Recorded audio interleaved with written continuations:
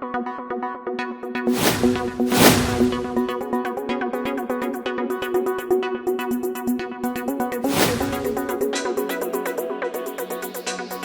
शिक्षक बहाली 2019-2021 की बड़ी खबरों के साथ मैं नीरज। आपको बता दें कि पटना हाईकोर्ट में एक बड़ा केस डिसमिस हुआ बिहार शिक्षक बहाली से संबंधित। साथ में आज हम स्टेट मुद्दे पर बीएसवी के परीक्षा नियंत्रक से हुई बातचीत का बड़ा अंश आपसे साझा करेंगे। बीएसवी के परीक्षा नियंत्रक ने बातचीत के क्रम में रिजल्ट, कट ऑफ और अन्य कई मुद्दों पर अभ्यर्थी से बातचीत की है। बातचीत का अंश इस वीडियो में आप सुनेंगे। इसके अलावा हम सीटेट दिसंबर अभ्यर्थियों की बात करेंगे। सीटेट दिसंबर अभ्यर्थियों का भविष्य अब आगे क्या होगा। सोशल मीडिया पर national federation of the blind के केस के संबंध में कई बड़े बयान हैं। बयानों की पड़ताल हमने की है और आपको हम बताएंगे कि क्या होगा आगे केस में। कई तरह के बयानों में ये भी बात है कि हाई कोर्ट में केस रद्द हो जाएगा, पर इन सब के बीच में सच्चाई क्या है, शिक्षा सुधार, रोजगार आपको बताएगा। अंत तक बने रहे वीडियो में। सबसे पहले एसटीईटी परीक्षा पर बीएसवी के परीक्षा नियंत्रक से वार्ता का अंश आपको सुनवाते हैं। प्रणाम सर, हम एसटीईटी कैंडिडेट बोल रहे हैं सर। क्या कहना है सो बताइए। कहना यह है कि हम लोग का सर रिजल्ट कब आएगा सर? केस चल रहा है तो नहीं मालूम है। सोमवार पे सुनवाई है। सोमवार फिर 8 तारीख सर? हाँ, सब विषय का नहीं निकलेगा सर? था ये भी सही निकलेगा। नहीं, कुछ सुने मैथ वाला कुछ किया है केस, कुछ अलग अलग मैथ वाला का भी तो जवाब हम लोग दे दिए हमको जी। तो जैसे सर कोर्ट का रिजल्ट आएगा तो उसके बाद फिर समय लगेगा सर? कोर्ट का आ जाएगा, 3-4 दिन में दे देंगे। कोर्टे के चलते में इतना डिले हुआ। जी सर, हम लोग सर बड़ा तबाह हो गए हैं सर, थोड़ा कृपा करते हैं, जल्दी सर कीजिएगा। 1,78,000 दिया सर थोड़े पास करेगा। बहाली तो होगा 6,000 का। जी जी, 1,78,000 सर परीक्षा दिया नहीं सर? 1,78,000 या 2 लाख जो भी होगा जी, तो 2 लाख तो 46,000 पहला वाला में था जी। इसमें कम अपीयर हुआ होगा। रिजल्ट कितने अभ्यर्थियों का आएगा, कितने अभ्यर्थी पास होंगे, इस पर भी बोले हैं परीक्षा नियंत्रक। क्या कहा उन्होंने, सुनिए उन्हीं की जुबानी पर। वीडियो पसंद आ रहा हो तो लाइक जरूर करें, आप लाइक करना भूल जाते हैं जी। लेकिन पास तो होगा 6,000 ना जी। जी जी, जितना सर है कैंडिडेट उतने, जितना कैंडिडेट उतना थोड़ा होगा सर, जितना उसमें जरूरत है पद है उतना ही हम रिजल्ट देंगे।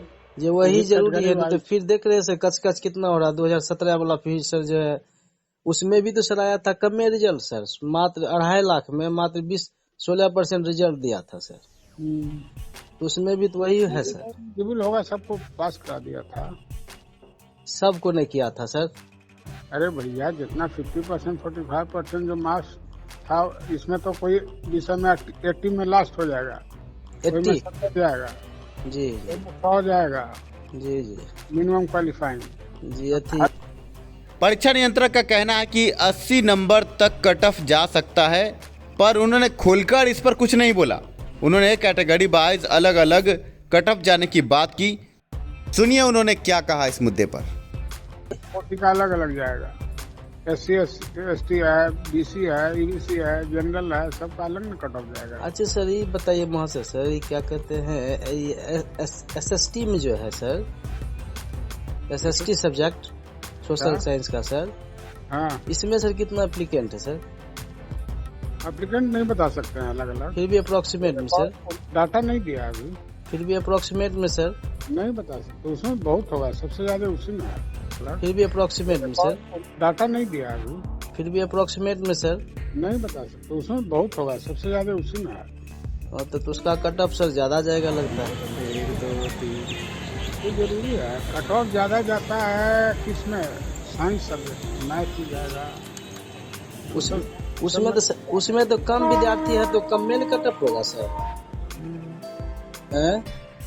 क्या चीज कहें? साइंस में कम है विद्यार्थी तो कम में कट ऑफ जाएगा। मैथ में कट ऑफ मतलब ऊपर वाला, हाँ, नीचे वाला कट ऑफ कम है तो ज्यादा ना कंपटीशन है। ये नहीं बोले सर, जैसे ज्यादा विद्यार्थी है तो उसमें कट ऑफ ज्यादा नहीं जाएगा सर। विषय पर भी वेरी करेगा। वही तो परीक्षा इस तरह का लिए हैं कि क्या कट ऑफ जाएगा, हम क्या बताएं। जैसे सर SST का है सर, इसमें 65,000 सुनते हैं सर। 65,000 एप्लीकेंट है तो इसमें तो कट ऑफ ज्यादा जाना चाहिए सर।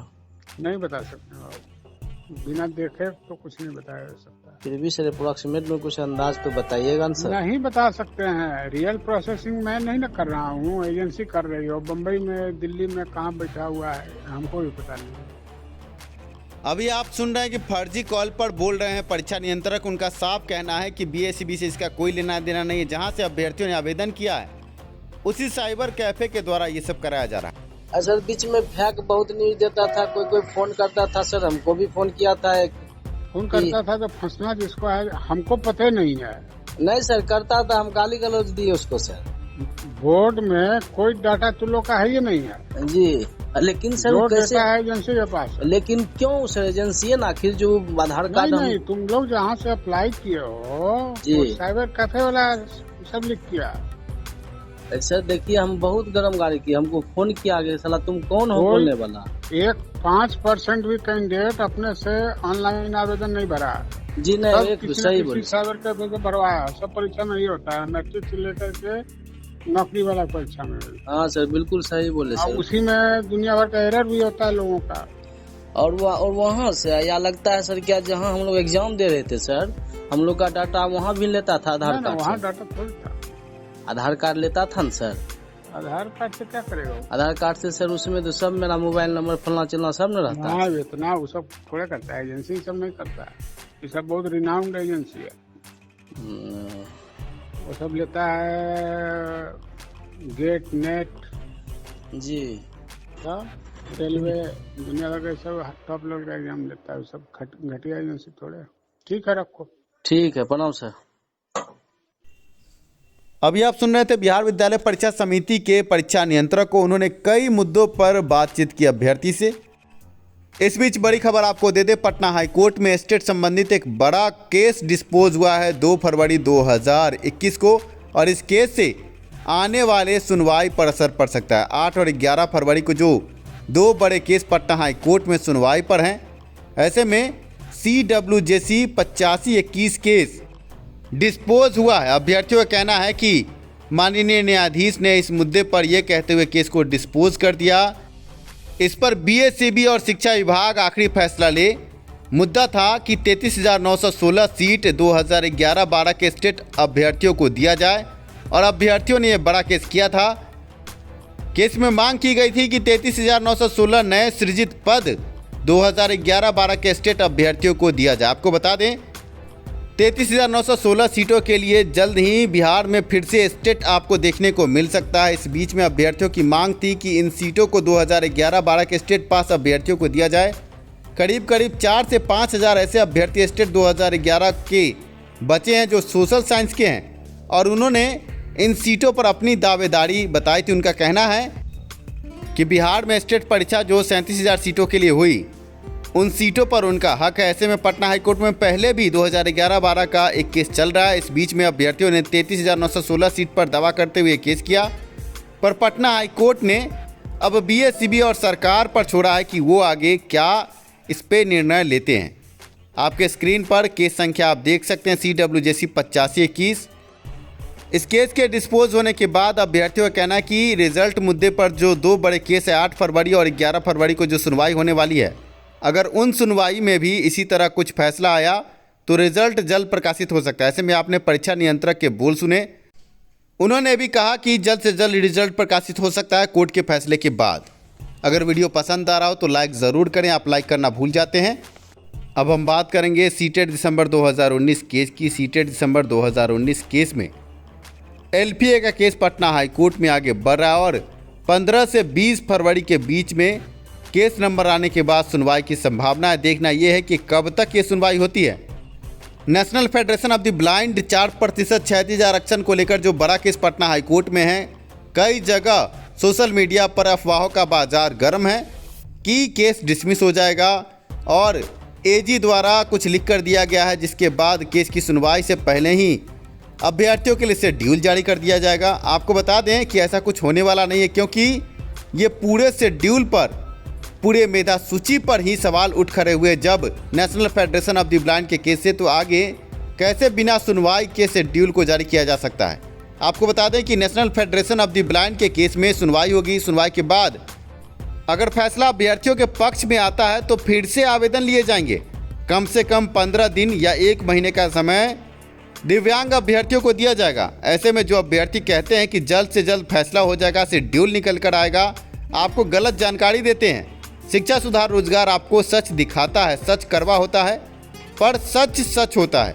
ऐसे में आप अभ्यर्थियों को बता दें कि national federation of the blind का केस 3 सप्ताह के लिए माननीय चीफ जस्टिस के बेंच से रोका गया। इसकी सुनवाई और आगे 3 सप्ताह के बाद तिथि निर्धारित होगी, फिर सुनवाई होगी, फिर आगे कुछ कहा जा सकता है। पर हमने भी देखा है सोशल मीडिया पर कई तरह के बयान आ रहे हैं। अभी बयानों से आपकी सुनवाई नहीं होगी।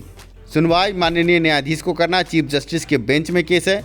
जल्द सुनवाई के बाद ही कुछ फैसला हो सकता है। ऐसे में ये हो सकता है कि जल्द सुनवाई के लिए माननीय जो अधिवक्ता हैं वो मेंशन करें, पर यह नहीं कहा जा सकता कि बिना सुनवाई के शेड्यूल जारी हो जाएगा। आप हैं शिक्षा सुधार रोजगार के साथ, मैं हूं नीरज। वीडियो पसंद आया तो लाइक ज़रूर करें। धन्यवाद वीडियो देखने के लिए, साथ देने के लिए।